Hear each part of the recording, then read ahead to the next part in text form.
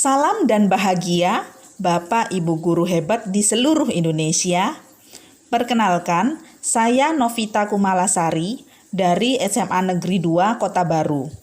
Saya merupakan calon guru penggerak yang berasal dari Kabupaten Kota Baru, Provinsi Kalimantan Selatan. Pada modul 1.1 dengan judul Refleksi Filosofis Pendidikan Nasional oleh Ki Hajar Dewantara, telah dibahas pemikiran-pemikiran Ki Hajar Dewantara tentang pendidikan dan pengajaran. Pengajaran adalah suatu cara menyampaikan ilmu atau manfaat bagi hidup anak-anak secara lahir maupun batin. Pengajaran merupakan bagian dari pendidikan. Pendidikan adalah tempat menaburkan benih-benih kebudayaan yang hidup dalam masyarakat sekaligus sebagai instrumen tumbuhnya unsur peradaban.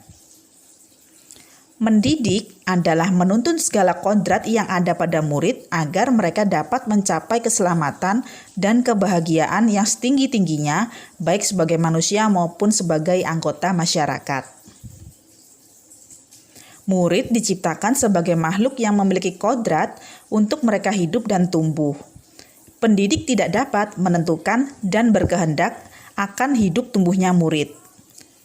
Yang bisa pendidik lakukan adalah menuntun tumbuhnya dan hidupnya kekuatan-kekuatan pada murid dengan mengarahkan segala daya upaya untuk memajukan perkembangan budi pekerti, pikiran, dan jasmani murid agar dapat memperbaiki perilakunya.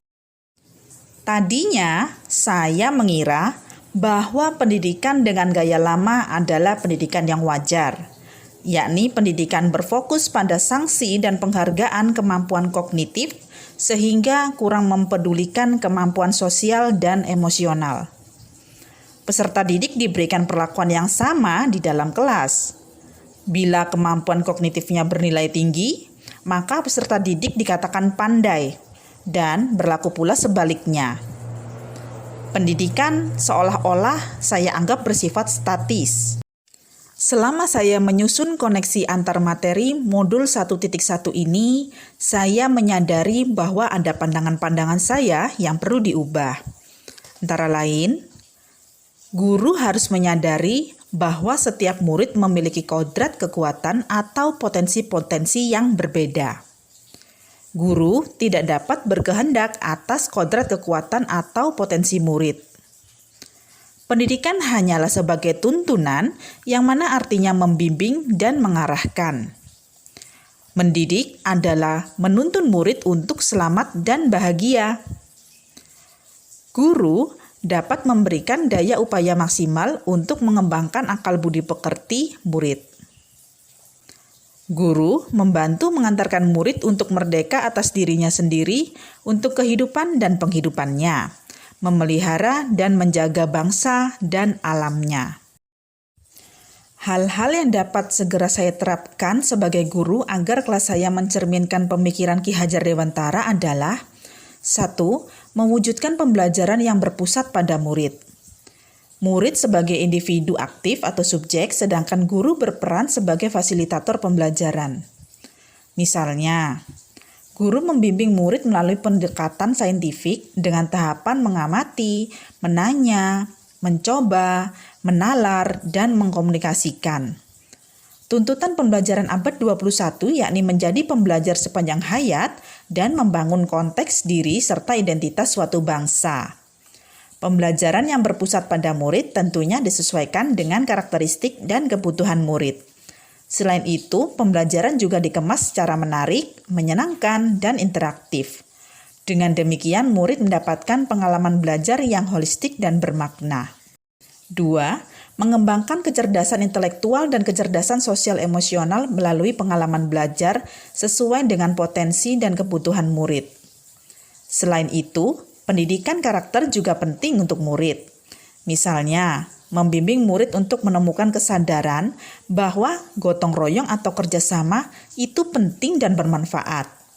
Murid diharapkan mampu mengembangkan karakter yang sesuai dengan profil pelajar Pancasila melalui pembelajaran.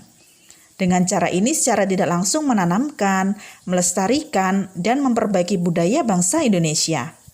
3. mewujudkan pembelajaran yang mengembangkan kompetensi 4C atau berpikir kritis dan solutif, kreatif dan inovatif, komunikatif, dan kolaboratif. Kompetensi 4C diperlukan dalam menjawab tantangan zaman. Berikut adalah contoh kegiatan yang dapat mengembangkan kemampuan 4C. A. Guru membantu murid melakukan refleksi diri sebagai proses mengenali dan melihat kembali potensi dirinya. Murid diajak untuk mengamati keadaan sekolah dan lingkungannya. Murid menganalisis permasalahan dan potensi yang muncul dari hasil pengamatannya. Ini adalah contoh belajar berpikir kritis. B. Guru mengajak murid untuk berkreasi, merespon potensi dan isu yang terkoneksi dengan dirinya melalui proses berproyek yang bisa mereka lakukan secara individu maupun berkelompok. Ini adalah contoh murid belajar berkreasi dan berkolaborasi. C. Murid mengkomunikasikan hasil karyanya sesuai dengan zamannya. Misalnya menggunakan IT, bisa berupa video, audio, grafik atau infografis, atau postingan di media sosial. Selain itu juga bisa berupa pameran, sosialisasi, atau seminar kepada publik atau audiens yang akan terdampak dari karyanya. Ini adalah contoh murid belajar berkomunikasi. Selanjutnya, 4. Menjadikan kompetensi literasi meliputi bahasa, matematika, sains, digital, dan finansial, dan kompetensi murid menjadi mandiri, meliputi mengenali diri, mengidentifikasi apa yang diketahui dan tidak diketahui, dan strategi untuk meningkatkan pengetahuan dan keterampilan, sebagai prasyarat wajib untuk murid. Kompetensi ini berhubungan erat dengan growth mindset atau pola pikir pembelajar, yakni murid memiliki keyakinan untuk dapat terus berkembang dan berprestasi dengan berusaha secara maksimal. 5. Membimbing dan mendampingi murid dalam proses belajarnya. Pembelajaran tidak berfokus pada hasil akhir, namun berfokus pada proses. Kehadiran guru secara utuh sangat diperlukan. Misalnya, membimbing dalam pembuatan kesepakatan kelas, mendampingi ketika murid menyusun rancangan proyek, dan mendampingi pada saat pelaksanaan asesmen atau refleksi. Bapak Ibu guru hebat, demikian yang dapat saya sampaikan. Sampai jumpa di kesempatan yang lain. Salam dan bahagia.